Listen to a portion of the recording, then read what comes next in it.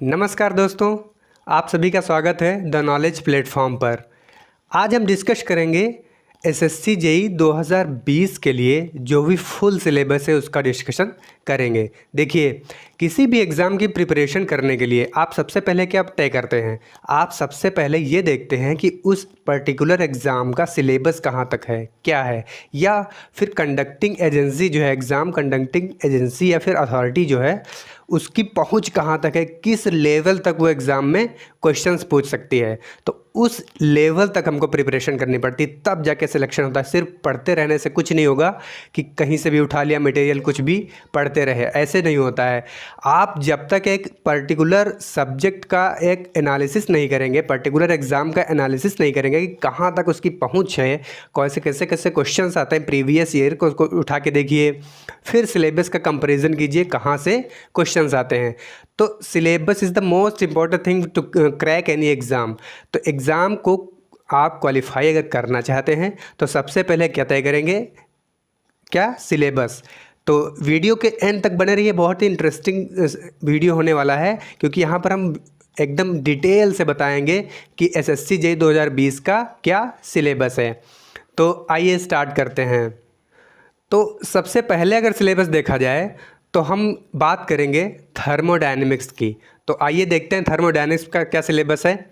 सबसे पहला जो सिलेबस थर्मोडायनेमिक्स में होगा वो बेसिक डेफिनेशंस, थर्मोडायनेमिक्स की बेसिक डेफिनेशंस, जैसे सिस्टम क्या होता है, सराउंडिंग क्या होता है, बाउंड्री क्या होती है, और प्रोसेस क्या होता है, साइकिल क्या होती है। इन सब चीज़ों के बारे में हम डिटेल से अध्ययन करेंगे। अब अगर बात की जाए दूसरे चैप्टर, दूसरे टॉपिक की, तो वो होगा थर्मोडायनेमिक प्रोसेस। थर्मोडायनेमिक प्रोसेस में क्या होता है, कैसे भी प्रोसेस, किस प्रोसेस के थ्रू कोई भी साइकिल गुजर रहा है या फिर कोई भी जो मैकेनिज़्म हो रही है थर्मोडायनेमिक्स में, वो किस प्रोसेस के थ्रू हो रही है, इसके बारे में अध्ययन करेंगे। अगर अगली बात की जाए तो ये होगा थर्मोडायनेमिक साइकिल्स। प्रोसेस से मिलके साइकिल बनती है, तो जितने भी साइकिल्स होंगे उनके बारे में हम डिटेल से अध्ययन करेंगे इसके अंतर्गत। अब अगर बात की जाए अगले चैप्टर की, तो properties of pure substance. Properties of pure substance में हम क्या अध्ययन करेंगे, जो भी प्योर सब्सटेंस होंगे उनको हम लेंगे और बारी बारी से उनकी प्रॉपर्टीज़ के बारे में अध्ययन करेंगे।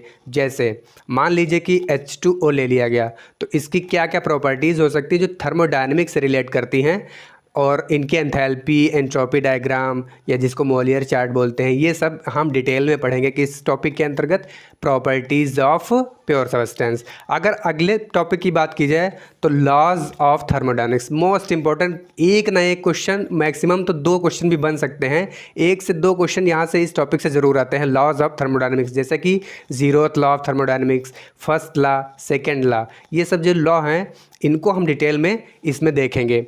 तो अगले अगर चैप्टर की बात की जाए तो अगला चैप्टर इसका आता है इंटरनल एनर्जी।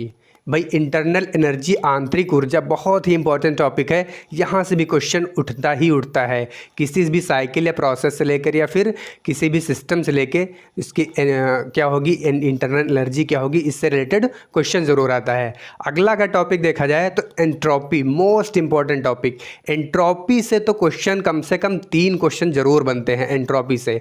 तो entropy is the most important topic of thermodynamics. अगर अगली बात की जाए तो ये है टेम्परेचर स्केल। यहाँ से वैसे क्वेश्चन बनने के चांसेस बहुत कम है, लेकिन ये आपको जानकारी ज़रूर होना चाहिए। अगर उसमें नहीं पूछता तो कभी कभी नॉन टेक पोर्शन में भी पूछ लेता है कि कभी स्केल दे दिया गया, जैसे कौन कौन से स्केल होते हैं, फ़ारेनहाइट और सेंटीग्रेड और र्यूमर है, पैमाना स्केल होता है। ये सब जो स्केल होते हैं इन पे क्या क्या रीडिंग्स होती हैं, इनका क्या क्या लोअर पॉइंट, क्या क्या अपर पॉइंट होता है। और अगर एक थर्मामीटर स्केल की आपको रीडिंग दे दी जाए तो अगले थर्मामीटर में कैसे कन्वर्ट करेंगे, उसका अगर डिप्रेशन या राइज या फॉल जो होता है टेम्परेचर स्केल का, एक टाइप का दे दिया गया तो दूसरे टाइप में कैसे कन्वर्ट करना, ये सब जिसके हम इसके बारे में सीखेंगे टेम्परेचर स्केल के अंतर्गत। तो अगला अगर टॉपिक की बात की जाए तो पावर साइकिल्स। देखिए, थर्मोडायनेमिक्स में जितने भी पावर प्लांट्स वगैरह काम करते हैं वो पावर साइकिल पे काम करते हैं, जैसे रैंकाइन साइकिल हो गया। तो ये सब चीज़ें हम इस चैप्टर में या इस टॉपिक के अंतर्गत पढ़ेंगे। अगर अगली बात की जाए तो अगला टॉपिक होगा पावर प्लांट्स। पावर साइकिल्स पढ़ने के बाद हम पावर प्लांट्स पढ़ेंगे, जिसमें आप पढ़ेंगे क्या, बॉयलर, कंडेंसर, पावर प्लांट में कैसे स्टीम टरबाइन, और स्टीम टरबाइन हो गया, एयर और भाप टरबाइन जिसको बोलते हैं, स्टीम टरबाइन हो गया, गैस टरबाइन हो गया, इन सब चीज़ों के बारे में हम अध्ययन करेंगे पावर प्लांट्स में। और कैसे पावर प्लांट एक काम करता है, वहाँ पे जितने भी साइकिल होंगे, जो भी प्रोसेसेस होंगी, उनके बारे में अध्ययन करेंगे। जैसे किसी पावर प्लांट में क्या कर दिया गया, कोई भी थर्मल पावर प्लांट है, उसमें क्या क्या चीज़ें आवश्यक होती हैं, कौन कौन सी चीज़ें नेसेसरी होती हैं, कौन सी चीज़ें माउंटिंग्स होती है, क्या होता है एसेसरीज़ होती हैं, कैसे एफिशिएंसी बढ़ा सकते हैं, कैसे पावर बढ़ा सकते हैं, ये सब चीज़ें हम पढ़ेंगे इस चैप्टर के अंतर्गत जो है हमारा पावर प्लांट्स। अगर अगले सब्जेक्ट की बात की जाए तो अगला सब्जेक्ट थर्मल इंजीनियरिंग के ही अंतर्गत आता है, रेफ्रिजरेशन एंड एयर कंडीशनिंग। तो रेफ्रिजरेशन एंड एयर कंडीशनिंग में जो चैप्टर होंगे इंक्लूड, वो कौन कौन से होंगे।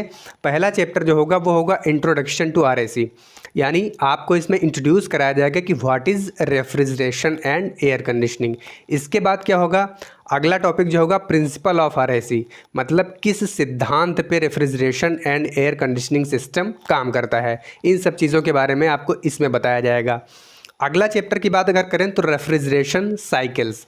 अब देखिए, कोई भी अगर मशीन थर्मोडायनेमिक्स में काम करती है तो कोई ना कोई साइकिल पे या फिर स्टैंडर्ड साइकिल पे वो काम करेगी। तो इसमें जो रेफ्रिजरेशन एयर कंडीशनिंग जो काम करता है वो किस साइकिल पे काम करता है, इस साइकिल्स के बारे में हम अध्ययन करेंगे इस टॉपिक के अंतर्गत। अगर अगले टॉपिक की बात की जाए तो ये होगा रेफ्रिजरेंट्स। रेफ्रिजरेंट्स मीन्स क्या होता है, रेफ्रिजरेशन यूनिट्स जो होती हैं, रेफ्रिजरेशन मशीन्स जो होती हैं, तो उसमें जो रेफ्रिजरेशन इफ़ेक्ट्स होता है, या जो आप रेफ्रिजरेंट जो ठंडा करते हैं या गर्म करते हैं कोई चीज़, रूम को या फिर फ्रिज ले लीजिए, तो उसमें क्या कारक होता है, क्या फैक्टर होता है जो वो ठंडा टेम्परेचर वहाँ पे उत्पन्न करता है, तो वो चीज़ होता है रेफ्रिजरेंट। तो इन सब चीज़ों के बारे में हम रेफ्रिजरेंट में डिटेल से अध्ययन करेंगे, किस टाइप के रेफ्रिजरेंट होते हैं, किस रेफ्रिजरेंट का क्या काम होता है, किसके नुकसान है, किसके फ़ायदे हैं, ये सब चीज़ें हम इस चैप्टर के अंतर्गत पढ़ेंगे। अगले चैप्टर की बात की जाए तो introduction to air conditioning. Refrigeration तो हमने पढ़ लिया, इसके बाद क्या पढ़ेंगे, एयर कंडीशनिंग के बारे में इंट्रोड्यूस कराएंगे। अब इसमें कौन कौन सी चीज़ें होंगी भाई, एयर कंडीशनिंग जो आप करते हैं रूम की या फिर किसी भी पर्टिकुलर बिल्डिंग की, तो उसमें कैसे कैसे बड़े पैमाने पे कौन से रेफ्रिजरेशन यूनिट या एयर कंडीशनिंग यूनिट यूज़ किए जाते हैं, छोटे पैमाने पे कौन से यूज़ किए जाते हैं, इन सब चीज़ों के बारे में अध्ययन करेंगे। अगले टॉपिक की अगर बात की जाए तो ये होगा साइकोमेट्री। साइकोमेट्री देखिए एक नया वर्ड हो सकता है आपको आपके लिए, लेकिन साइक्रोमेट्री क्या होता है, इसमें जो भी एयर कंडीशनिंग प्रोसेसेस होती हैं, तो उसमें जो भी एयर की क्वालिटी या फिर जो भी उस वॉल्यूम जिस एरिया में आपका एयर कंडीशनिंग की जाएगी, तो उसकी प्रॉपर्टीज़ के बारे में जो अध्ययन किया जाता है वही कहलाता है साइक्रोमेट्री। तो इसमें हम डिटेल से बहुत सारी चीज़ें पढ़ेंगे, मोस्ट इंपॉर्टेंट है, यहाँ से 1-2 क्वेश्चंस बनने ही बनने हैं। तो अगले अगर टॉपिक की बात की जाए तो ये होगा साइकोमेट्रिक प्रोसेसेस, जैसे हीटिंग क्या होता है, कूलिंग क्या होता है, और इवेपोरेटिव कूलिंग क्या होता है, और आप ह्यूमिडिटी जानते हैं, ह्यूमिडिटी क्या होता है, ह्यूमिडिफिकेशन क्या होता है, डिह्यूमिडिफिकेशन क्या होता है, ये सब प्रोसेसेस जो होते हैं वो साइक्रोमेट्रिक प्रोसेस के अंतर्गत आते हैं, तो इसके बारे में हम अध्ययन करेंगे। अगर अगले सब्जेक्ट की बात की जाए तो थर्मल इंजीनियरिंग का अगला पार्ट जो आता है वो होता है इंटरनल कंबशन इंजन, जिसको शॉर्ट में बोलते हैं आईसी इंजन। तो यहाँ से देखते हैं क्या क्या पूछा जाएगा। सबसे पहली चीज़ पूछी जाएगी इंट्रोडक्शन टू आईसी इंजन, मतलब व्हाट इज़ आईसी इंजन और आईसी इंजन कैसे वर्क करता है, इसका बेस क्या होता है, इसके बेसिक्स के बारे में हम इस टॉपिक के अंतर्गत अध्ययन करेंगे। अगले टॉपिक की बात की जाए तो terminology used in IC engine, मतलब आईसी इंजन में जो भी शब्दावलियाँ यूज़ होती हैं, जैसे स्ट्रोक लेंथ क्या होती है, पिस्टन क्या होता है, क्रैंक क्या होता है, ये सब चीज़ें जो होती हैं ये हम इस टॉपिक के अंतर्गत अध्ययन करेंगे। यहाँ से भी क्वेश्चन उठता ही उठता है। अगर अगली बात की जाए तो हम करेंगे कंपोनेंट्स ऑफ आईसी इंजन के बारे में अध्ययन। Components of IC engine, crank, crank हो गया, वाल्व हो गया, पिस्टन हो गया, रिंग्स हो गई, गवर्नर्स हो गए, और जो भी मतलब इंजन से रिलेटेड जितने भी पार्ट हैं, कंपोनेंट हैं जिनके बिना इंजन चल नहीं सकता, तो उन सब चीज़ों के बारे में हम अध्ययन इस टॉपिक के अंतर्गत करेंगे। अगले टॉपिक की अगर बात की जाए तो एयर स्टैंडर्ड साइकिल्स आते हैं। मतलब जो आईसी इंजन वर्क करते हैं ये किस साइकिल्स पे वर्क करते हैं, वो एयर स्टैंडर्ड साइकिल होते हैं। इनमें क्या क्या एजम्पशंस होते हैं, कौन कौन से साइकिल से कितनी एफिशिएंसी निकल सकती है, इन सब चीज़ों के बारे में अध्ययन हम इस चैप्टर में करेंगे। अगले चैप्टर की अगर बात की जाए तो ये आता है कंपैरिजन ऑफ साइकिल्स।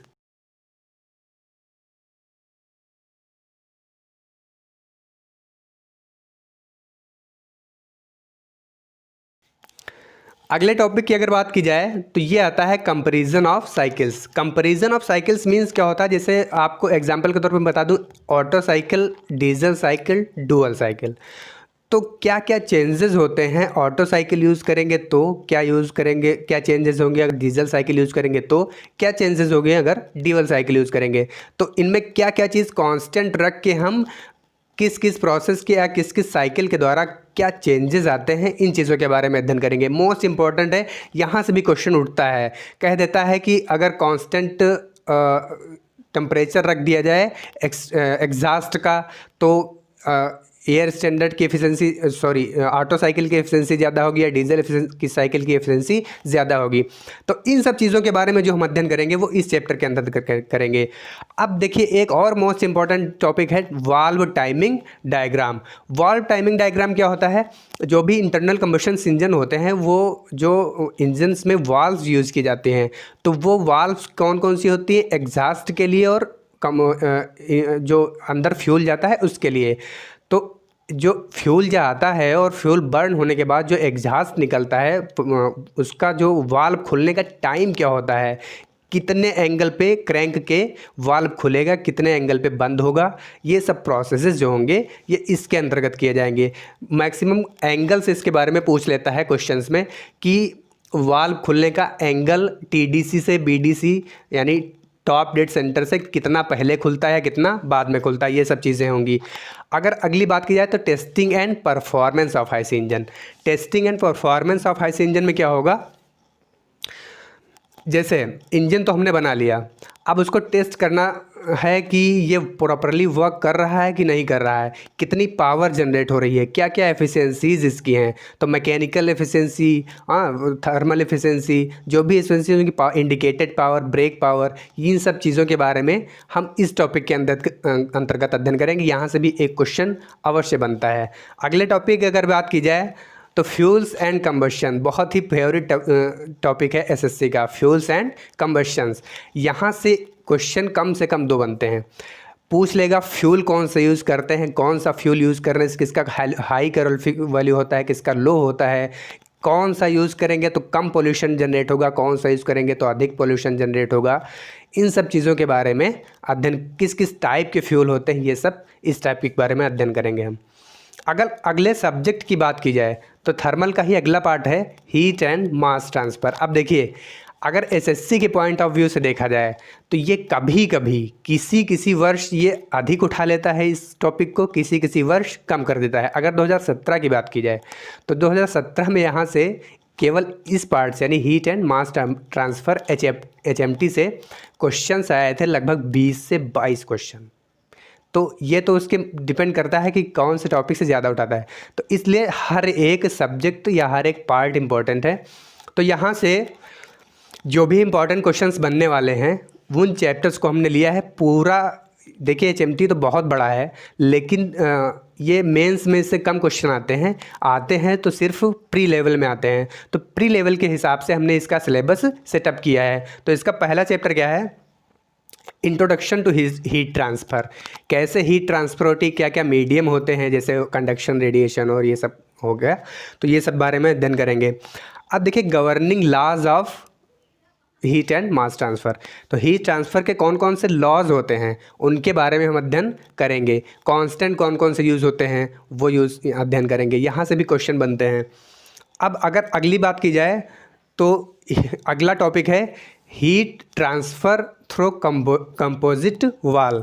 कंपोजिट वाल जैसे एक वाल हो गया, 2 वाल, 3 वाल, ऐसे कैसे करते करते कई सारी वाल हैं, तो उनसे हीट ट्रांसफ़र कैसे होता है, कौन सा मीडियम होता है, क्या क्या चेंजेस होते हैं, कौन कौन से फंक्शंस आते हैं, क्या फार्मूलेज आते हैं, ये सब हम इसके बारे में अध्ययन इस टॉपिक के अंतर्गत करेंगे। अगले टॉपिक की बात अगर की जाए तो आएगा radial conduction. Through hollow cylinder, radial conduction through hollow cylinder. Hollow cylinder एक होगा, उसके थ्रो कैसे हीट ट्रांसफ़र होगा, इसके बारे में हम अध्ययन करेंगे। क्या क्या एक्सप्रेशंस आएंगे, क्या सॉल्यूशन होगा, क्या फार्मूलाज आएंगे, ये सब बारे में अध्ययन करेंगे। अगले अगर टॉपिक की बात की जाए तो radial heat conduction through composite cylinder. अब जैसे अभी एक सिंगल सिलेंडर था, फिर एक कंपोजिट सिलेंडर दे दिया जाएगा, एक सिलेंडर दे दिया गया, फिर उसमें एक और ऐड किया गया, फिर और एक ऐड किया गया, इस प्रकार से ऐड करके एक कंपोजिट सिलेंडर बनाया जाएगा। फिर उसके थ्रू हीट ट्रांसफ़र कैसे होगा, क्या क्या एक्सप्रेशंस आएंगे, क्या फार्मूलाज आएंगे, ये सब इसके बारे में अध्ययन करेंगे हम। अगर अगले चैप्टर की बात की जाए तो ये होगा क्रिटिकल रेडियस ऑफ इंसुलेशन। बहुत ही इंपॉर्टेंट टॉपिक है। जो भी आपके थर्मल पावर प्लांट्स होते हैं या फिर आप छोटा सा एक कोल्ड स्टोरेज ले लीजिए, तो वहाँ पे जो पाइप्स यूज़ होते हैं, कंडक्टिंग पाइप्स जो कि हीट ट्रांसफ़र करते हैं अंदर से बाहर या बाहर से अंदर, तो उनको इंसुलेट किया जाता है जिससे कि अननेसेसरी हीट का ट्रांसफ़र ना होने पाए। तो कैसे उनको इंसुलेट किया जाता है, क्या उनकी रेडियस रखी जानी चाहिए कम या ज़्यादा, ये सब चीज़ें इसके बारे में अध्ययन करेंगे। बहुत ही इंटरेस्टिंग टॉपिक है। देखिए कोई भी टॉपिक यहाँ पे बोरिंग नहीं लगेगा, हम ऐसे इसको एक्सप्लेन करेंगे। तो पहले तो डिटेल से सब्जेक्ट का सिलेबस ही देख लीजिए। तो क्रिटिकल रेडियस ऑफ इंसुलेशन हम पढ़ाएंगे।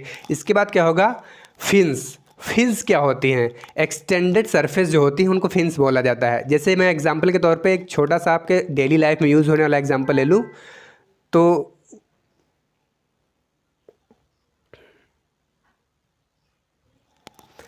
वो है बाइक। तो बाइक का इंजन आप देखते होंगे, तो इंजन का जो पोर्शन होता है वहाँ पे कई सी उभरी सी प्लेटें दिखती हैं आपको, कम से कम 15-20 से।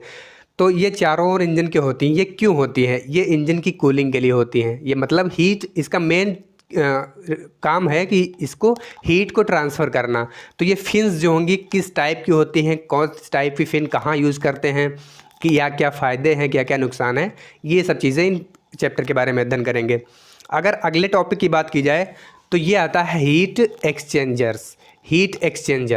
देखिए हीट एक्सचेंजर्स पावर प्लांट में बहुत ही यूज़ होते हैं, हमारे मैकेनिकल इक्विपमेंट में भी यूज़ होते हैं, जैसे कि मशीन्स हो गया या फिर कह सकते हैं इंजन्स जो होते हैं, जैसे आपका ट्रैक्टर हो गया, ट्रक हो गया, ये सब जो भी इंजन यूज़ होते हैं इनमें यूज़ होता है हीट एक्सचेंजर।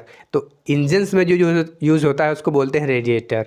रेडिएटर का काम क्या है, जो हीट एक्सटर्नल जो जनरेट हो रही है अधिक इंजन में, जिसका हमें कोई यूज़ नहीं है, उसको बाहर निकालने के लिए इस हीट एक्सचेंजर का यूज़ किया जाता है। अगर पावर प्लांट की बात की जाए तो पावर प्लांट में क्या होगा, हीट एक्सचेंजर का काम वहाँ पे होता है जब भी जो वाटर कंडेंस करते हैं हम, तो वाटर को कंडेंस करने के लिए हीट बाहर निकालना पड़ेगा, तो वहाँ पे हीट एक्सचेंजर का यूज़ करना पड़ता है। या फिर गैस को हमको गर्म करना है, तो गर्म करने के लिए क्या करते हैं, फ्यूल को बर्न करते हैं एक चैम्बर में, फिर वहाँ से हीट ट्रांसफ़र हीट एक्सचेंजर के थ्रू कंप्रेस्ड गैस में कर देते हैं। तो ये सब चीज़ें हम बहुत ही इंटरेस्टिंग लगेंगी ये सब चीज़ें, तो इसके बारे में हम अध्ययन करेंगे। तो अब बात करते हैं अगले टॉपिक की। भाई हीट एक्सचेंजर के बाद अगला टॉपिक क्या आएगा, रेडिएशन का यूज़ देखिए सबसे ज़्यादा पावर प्लांट में होगा। तो इसका रीज़न इसीलिए इसको हम पढ़ते हैं, पावर प्लांट में बहुत सारी हीट जो होती है लॉस हो जाती है रेडिएशन के थ्रू। तो इसके बारे में हम रेडिएशन टॉपिक के अंतर्गत अध्ययन करेंगे। अगला टॉपिक अगर भी बात की जाए तो रेडिएशन जब पढ़ेंगे तो उसमें कौन कौन से लॉ होते हैं जिनको रेडिएशन में यूज़ करेंगे। तो रेडिएशन में जो भी लॉ होंगे उनको हम अध्ययन करेंगे। अगर अगले टॉपिक की बात की जाए तो अगला सब्जेक्ट हमारा है स्ट्रेंथ ऑफ मटेरियल्स। तो स्ट्रेंथ ऑफ मटेरियल्स में देखिए यहाँ से मैंने क्या बताया था, 8 to 10% क्वेश्चन, यानी 8 से 10 क्वेश्चन सब्जेक्ट से बनते हैं। तो इस सब्जेक्ट में क्या है, सबसे पहला टॉपिक जो हमारा रहेगा वो रहेगा stress, strain and properties of materials. देखिए stress, strain and properties of material में क्या होगा, जो भी मैक्सिमम क्वेश्चन, कम से कम 2 से 3 क्वेश्चन तो इसी चैप्टर से आ जाते हैं। तो ये बहुत ही बेस चैप्टर है इस मॉस का या स्ट्रेंथ ऑफ मटेरियल्स का। तो यहाँ से क्वेश्चंस बनते हैं। देखिए स्ट्रेस क्या होता है, स्ट्रेन क्या होता है, कितने टाइप का स्ट्रेस होता है, कौन सा स्ट्रेस लगने से कैसा स्ट्रेन जनरेट होता है, और प्रॉपर्टीज़ क्या क्या होती हैं मटेरियल की, और जो आप डायग्राम खींचते हैं स्टेनलेस स्टील का या फिर कास्ट आयरन का, तो ये सब चीज़ें हम पढ़ेंगे विस्तार से इसके बारे में, यहाँ से क्या रिलेशन होता है, कौन से कांस्टेंट होते हैं, कांस्टेंट में क्या क्या रिलेशन होता है, ये सब चीज़ें इस टॉपिक के अंतर्गत पढ़ेंगे। यहाँ से क्वेश्चन तो बहुत ही बनते हैं, लेकिन कम से कम 3 क्वेश्चन, 2 से 3 क्वेश्चन इस चैप्टर से आ जाते हैं। अगले चैप्टर की अगर बात की जाए तो ये होगा shear force and bending moment diagram. देखिए ये ऑब्जेक्टिव में भी आता है और इसका बहुत अच्छा, ये तो एकदम 100% फिक्स रहता है कि मेंस में 15 नंबर का एक क्वेश्चन यहाँ से बिल्कुल आना फिक्स है। इस चैप्टर से बेंडिंग मोमेंट डायग्राम से एक क्वेश्चन फिक्स रहता है। तो अब आप पे निर्भर ये करता है कि आप उस क्वेश्चन का पार्ट कैसे करेंगे, तो वो तो हम आगे बताएंगे, अगले वीडियोस लेके आएंगे तो वहाँ बताएंगे कैसे राइट करना है आपको, कैसे राइट करना है, किसमें कैसे लिखना है मेंस एग्ज़ाम में, तो वो सब चीज़ें हम बताएंगे। तो अब इस चैप्टर से देखिए प्री लेवल में जो क्वेश्चंस बनते हैं ऑब्जेक्टिव टाइप, वो क्या क्या बनते हैं। शियर फोर्स दे देगा पर्टिकुलर पॉइंट पे, फिर उसका पूछेगा बेंडिंग मोमेंट डायग्राम कैसा बनेगा, ये सब चीज़ें पूछता है। शियर फोर्स कैसे कैसे वेरी करता है, कौन कौन सी बीम होती हैं, कौन कौन सी बीम पे किस प्रकार का फोर्स लगा सकते हैं, कैसे कैसे सपोर्ट होते हैं, ये सब चीज़ें इस चैप्टर में हम पढ़ेंगे। अगले चैप्टर की बात की जाए तो थ्योरी ऑफ सिंपल बेंडिंग, बहुत ही इंपॉर्टेंट चैप्टर है। यहाँ से बहुत सारे क्वेश्चंस बनते हैं। तो यहाँ से क्वेश्चन बनने का रीज़न ये है क्योंकि ये क्या, इसका नाम ही है थ्योरी ऑफ सिंपल बेंडिंग। तो जैसे कोई आप मशीन में कंपोनेंट यूज़ किया आपने जो बीम के टाइप का है, तो बीम के टाइप का जब कंपोनेंट यूज़ करेंगे तो उस पर कुछ लोड ज़्यादा ही आता है। तो लोड ज़्यादा आने के लिए ही उसको डिज़ाइन किया जाता है। तो कहाँ कहाँ से फ्रैक्चर हो सकता है, कैसे कैसे बेंड हो सकता है, क्या क्या स्ट्रेस जनरेट होंगे, कौन कौन से टर्मिनोलॉजी इसमें यूज़ होगी, तो यहाँ से क्वेश्चन बहुत ही बनते हैं पॉपुलर। कम से कम 2 क्वेश्चन यहाँ से बन जाते हैं थ्योरी ऑफ सिंपल बेंडिंग से। अगर अगले चैप्टर की बात की जाए तो ये आता है स्ट्रेन एनर्जी। यहाँ से भी क्वेश्चन बहुत बनते हैं और काफ़ी कंफ्यूजिंग क्वेश्चंस रहते हैं। ऑप्शन आपको देगा, काफ़ी क्लोज ऑप्शंस होंगे। तो स्ट्रेन एनर्जी में हम काफ़ी चीज़ें पढ़ेंगे, वो चीज़ें जो इम्पोर्टेंट रहेंगी प्री लेवल के एग्ज़ाम्स के लिए। तो अगले चैप्टर की बात की जाए टॉर्जन। टॉर्जन देखिए, मान लीजिए कि आपने कोई मशीन कंपोनेंट डिज़ाइन किया, जैसे कि आप शाफ्ट ले लीजिए, तो शाफ्ट को आप यूज़ करेंगे किसके लिए, पावर ट्रांसमिशन के लिए। तो पावर ट्रांसमिट जब की जाती है शाफ्ट से, तो वहाँ पे जब आप रोटेट कराते हैं तो वहाँ पे एक टॉर्क जनरेट होता है, उसी के कारण टॉर्जन होता है। तो टॉर्जन के कारण फेल्योर हो सकता है, नहीं हो सकता है, बेंडिंग होगी या फिर क्या होगा, तो इसके बारे में हम टॉर्जन चैप्टर में डिटेल से अध्ययन करेंगे। यहाँ से भी 2 क्वेश्चंस बन जाते हैं लगभग। अगले चैप्टर की अगर बात की जाए कॉलम एंड स्ट्रेट, बहुत ही छोटा चैप्टर लेकिन काफ़ी इंपॉर्टेंट, एक क्वेश्चन बनता है। जैसे एंड कंडीशन पे दे दिया गया कि एंड कंडीशन ये है फला फला, एक कंडीशन फ्री है, दूसरी कंडीशन हिंज्ड है, ये कंडीशन दे देता है। जो 4 कंडीशन फेमस हैं, 4 कंडीशंस, तो वहाँ से एक कंडीशन दे देगा, फिर कहेगा कि किस टाइप का इसमें फार्मूला लगता है या फिर इक्विवेलेंट लेंथ क्या होती है, ये सब चीज़ें इसमें आती हैं। अगले सब्जेक्ट की अगर बात की जाए तो ये है थ्योरी ऑफ मशीन्स। यहाँ से भैया क्वेश्चन बनते हैं, कम से कम 3-4 क्वेश्चंस ज़रूर बन जाते हैं। वैसे तो बन जाते हैं 8 क्वेश्चन तक। तो क्वेश्चंस बनने का सबसे मेन जो होता है इसमें पहला चैप्टर कौन सा, concept of simple machine, concept of simple machine and 4 bar linkage and link motion. ये 2 चैप्टर या 2 टॉपिक एक ही चैप्टर से हैं। ये दोनों टॉपिक से बहुत अच्छे क्वेश्चंस बनते हैं। कैसी कैसी टाइप की मैकेनिज़्म होती हैं, कौन कौन सी लिंक फिक्स करेंगे तो क्या क्या मिलेगा हमको मैकेनिज़्म में, ये सब चीज़ें बहुत ही इंपॉर्टेंट चीज़ें हैं। ये चीज़ इससे पूछी जाएंगी। अगले अगर चैप्टर की बात की जाए तो ये आता है फ्लाई व्हील्स से आपको एनर्जी का फार्मूला मिल सकता है। इसमें जो टर्मिनोलॉजी यूज़ होती है, टर्म्स आते हैं, वो महत्वपूर्ण है। तो ये भी काफ़ी इंपॉर्टेंट चैप्टर है फ्लाई व्हील। अगले चैप्टर की अगर बात की जाए तो ये आता है पावर ट्रांसमिशन बाय बेल्ट्स के थ्रू कैसे पावर ट्रांसमिट करते हैं, क्रॉस में कैसे करते हैं और पैरेलल में कैसे करते हैं, क्या क्या बेल्ट की लेंथ होनी चाहिए, क्या क्या बेल्ट का विड्थ होना चाहिए, कौन सी बेल्ट का मटेरियल यूज़ करते हैं, क्या क्या वेलोसिटी रेशियो होता है, ये सब चीज़ें इसके बारे में अध्ययन हम इस चैप्टर में करेंगे। अगले चैप्टर की अगर बात की जाए तो गियर्स बहुत इंपॉर्टेंट, इसके में जो टर्मिनोलॉजी आती है इससे ही क्वेश्चन बन जाते हैं। तो डीआरडीओ में भी इससे बहुत ही अधिक क्वेश्चन पूछा जाता है गियर से रिलेटेड, चाहे वो डिज़ाइन से हो या फिर टर्मिनोलॉजी से हो या फिर गियर रेशियो से हो या पावर ट्रांसमिशन बाई गियर से हो। तो ये सब चीज़ें हम इसमें कवर करेंगे गियर चैप्टर में, बहुत ही इंपॉर्टेंट चैप्टर है। अगले अगर चैप्टर की बात की जाए कैम से भी 1 या 2 क्वेश्चन बनते हैं। ये चैप्टर हालांकि काफ़ी लोगों को काफ़ी टफ लगता है, लेकिन हम काफ़ी इजी वे में इसको हम बताएंगे, एक्सप्लेन करेंगे।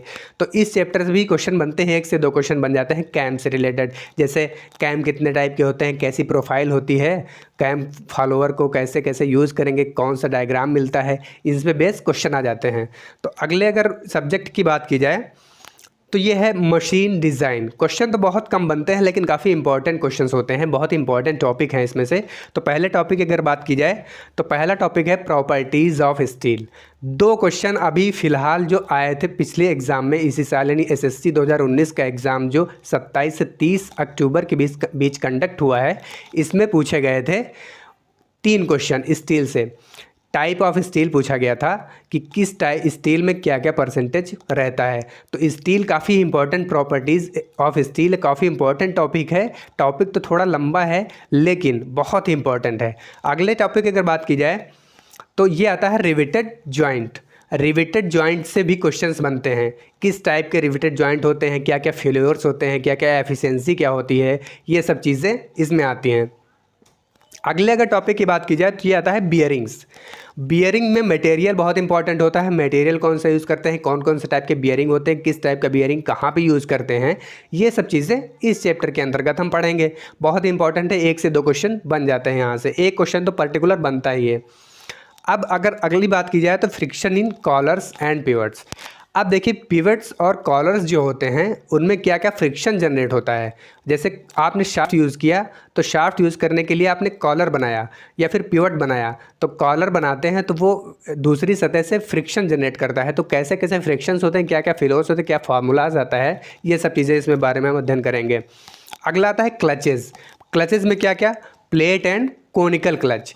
प्लेट एंड कोनिकल क्लच के फार्मूलेज क्या क्या होते हैं, किस टाइप के होते हैं, कैसे इनका यूज़ होता है, कहाँ कहाँ पे यूज़ होता है। ज़्यादातर क्वेश्चन फार्मूला से आ जाते हैं, तो फार्मूला हम इन पे डिराइव करेंगे पूरा एकदम डिटेल से। अगले चैप्टर की बात की, अगले सब्जेक्ट की बात की जाए तो अगला सब्जेक्ट है मोस्ट इंपॉर्टेंट प्रोडक्शन टेक्नोलॉजी। यहाँ देखिए एसएससी तो कम ही क्वेश्चन उठाता है, लेकिन अदर एग्ज़ाम अगर देखे जाएँ, अदर एग्ज़ाम जैसे कि यूपी ट्रिपल हो गया या फिर defence research and development organisation यानी डीआरडीओ में जो एसटीएफ-बी की पोस्ट आती हैं, वहाँ पे काफ़ी क्वेश्चन इस चैप्टर से उठाए जाते हैं, इस सब्जेक्ट से उठाए जाते हैं। तो इसमें क्या क्या सब्जेक्ट में कौन कौन से चैप्टर शामिल हैं, क्लासिफिकेशन ऑफ स्टील्स, स्टील कितने टाइप के होते हैं, सबके बारे में कौन कैसा स्ट्रक्चर होता है, कैसे कैसे कंपोजिशन होता है किस स्टील का, कहाँ पे किस स्टील का यूज़ करते हैं, ये सब चीज़ें इसमें पढ़ेंगे हम। अगला है हीट ट्रीटमेंट ऑफ स्टील। देखिए हीट ट्रीटमेंट बहुत ही इंपॉर्टेंट चैप्टर है, कई सारे क्वेश्चंस बनते हैं हर एग्ज़ाम में, चाहे वो डीएमआरसी हो, चाहे डीआरडीओ हो, चाहे एसएससी हो, चाहे सेल का कोई एग्ज़ाम हो, हर एग्ज़ाम का ये फेवरेट टॉपिक है हीट ट्रीटमेंट। हीट ट्रीटमेंट से क्वेश्चन ज़रूर आने हैं। तो इसमें क्या करते हैं, हीट ट्रीटमेंट से कौन कौन से प्रोसेस हैं उनके बारे में हम अध्ययन करेंगे। हीट ट्रीटमेंट कौन सा प्रोसेस किस लिए किया जाता है, इस सब चीज़ों के बारे में अध्ययन करेंगे हम। अगले अगर चैप्टर की बात की जाए तो फाउंड्री एंड कास्टिंग बहुत ही इंपॉर्टेंट है, काफ़ी बड़ा टॉपिक है या बड़ा चैप्टर है, और यहाँ से क्वेश्चन तो बनने ही बनने, फिक्स है कि 2-3 क्वेश्चन बनते हैं इस चैप्टर से। फाउंड्री में कास्टिंग कितने टाइप की होती है, क्या क्या रेप्लिका होते हैं, जिनको आप क्या बोलते हैं, पैटर्न बोलते हैं, कौन कौन से टाइप के पैटर्न होते हैं, किस टाइप का पैटर्न किस टाइप का कास्टिंग देता है, कैसी कास्टिंग का यूज़ करेंगे हम।